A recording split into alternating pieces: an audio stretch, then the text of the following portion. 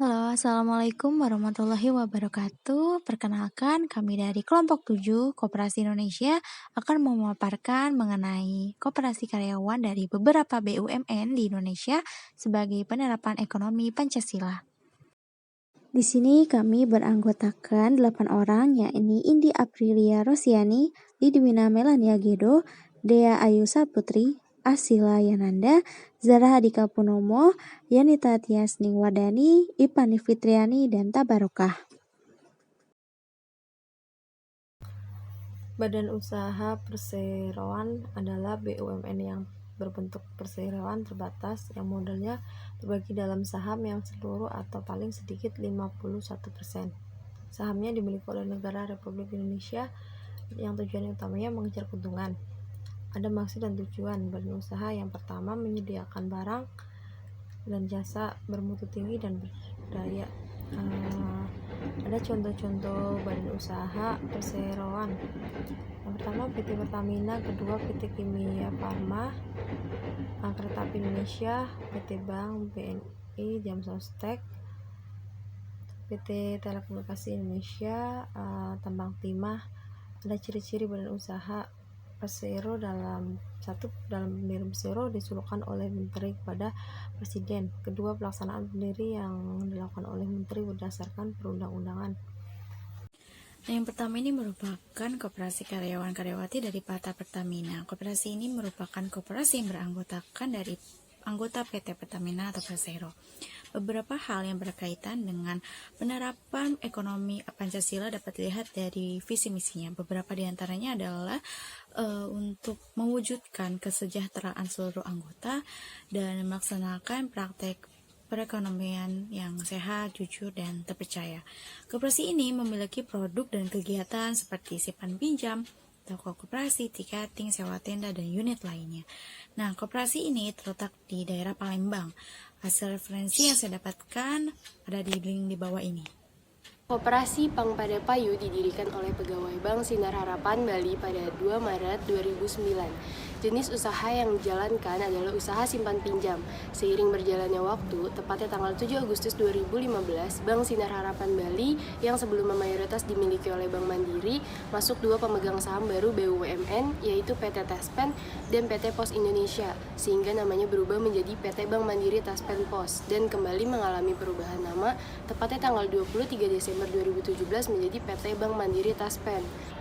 Perubahan nama menjadi Koperasi Pegawai Bank Mantap didasarkan atas hasil keputusan RAT tanggal 25 April 2019 yang dituangkan dalam Akta Nomor 1 tanggal 7 Agustus 2020 yang dibuat di hadapan Niko Mangputri Rahayu SHMKN, Notaris di Denpasar, dan telah mendapatkan pengesahan dari Menteri Hukum dan Hak Asasi Manusia Republik Indonesia Nomor AHU 00012997 AH 27 tahun 2020 tanggal 18 November 2020. Nah, selanjutnya di sini kita akan membahas koperasi karyawan pada PT Bank BNI Tbk yang merupakan anak dari perusahaan BUMN. Nah, PT Bank BNI ini mempunyai koperasi karyawan bernama Koperasi Swadharma yang diubah pada tahun 2005.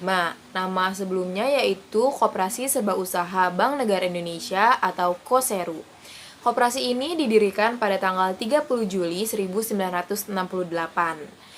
Adapun visi misi yang dimiliki koperasi ini yaitu visinya menjadikan Koperasi Swadharma sebagai koperasi kebanggaan anggota yang dapat memberikan kesejahteraan bagi anggota dan masyarakat. Misinya yaitu memaksimalkan kepuasan stakeholder melalui peningkatan pelayanan dan SHUU. Nah, selanjutnya anggota dari Koperasi Swadharma ini adalah pegawai aktif dan pensiunan BNI serta pegawai dana pensiun BNI, pegawai Yayasan Danar Dana Swadharma, serta masih banyak lagi yang lainnya. Visinya adalah terwujudnya pelayanan optimal untuk peningkatan kesejahteraan anggota. Misinya adalah untuk membangun potensi ekonomi para anggota dan membantu anggota dalam menyediakan kebutuhan barang dan jasa yang dibutuhkan. Struktur anggota: Nugroho Ketua Koperasi, Masur Rozak Wakil Ketua, Santo Tulus Aji Bendahara Muhaiti Seksi Usaha dan Sekretaris, Yusuf Pengawas Area Dinata Kusuma Marketing Usaha, Nadia Ilha Keuangan. Selanjutnya perkembangan. PT Jam Sostek memiliki 2 program, yaitu DPKP Dana Peningkatan Kesejahteraan Peserta, yang merupakan dana yang dihimpun dan digunakan untuk peningkatan kesejahteraan peserta program Jam Sostek yang diambil dari sebagian dana hasil keuntungan PT Jam Sostek.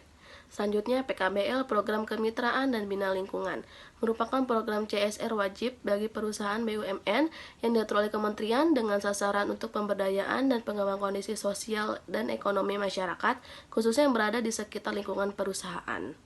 Saya akan menjelaskan tentang Koperasi Karyawan PT Garuda Indonesia. Awal sejarah berdirinya Koperasi Karyawan Indonesia dirintis dengan berdirinya Koperasi Warga Garuda atau KOGRA. Tanggal 31 Agustus, perubahan tersebut mendapatkan pengesahan dari Menteri Koperasi dan Menteri Koperasi, dan seiring berjalannya waktu berdasarkan akte perubahan anggaran dasar Koperasi Karyawan Garuda Indonesia nomor 3 tanggal 5 2011 Juli telah dilaporkan merubah tempat kedudukan di Jalan Gunung Sahari hingga sekarang. Seiring berjalannya waktu, pada tahun 2019, Menteri Koperasi dan UKM menghimbau untuk bersatu agar dapat bertumbuh dan berkembang menjadi koperasi besar. Namun, ada banyak pro dan kontra. Ada banyak pro dan kontra lainnya. Visi Kantor Karyawan Koperasi Muria Gemilang membangun dan mengembangkan potensi dan kemampuan ekonomi anggota.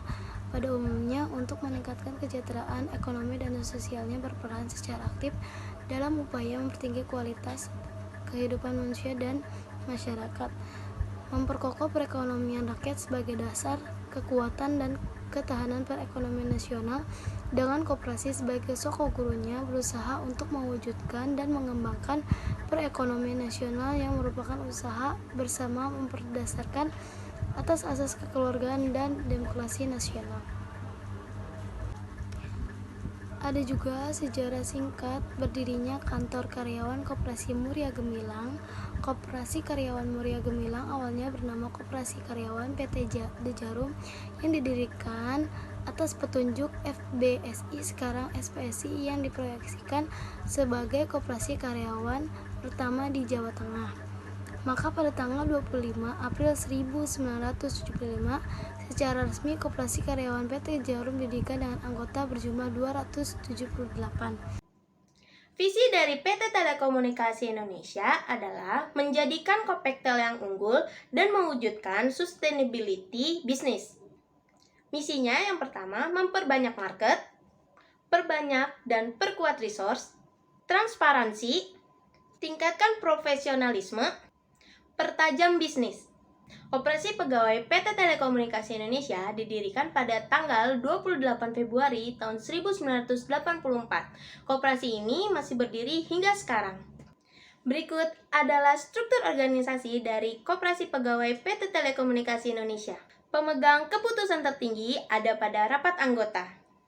Pengurus membawahi 4 unit yang terdiri dari Unit Simpan Pinjam atau ESP, Unit Barang dan Jasa atau Barjas, Unit General Support atau GS, dan Unit Keuangan.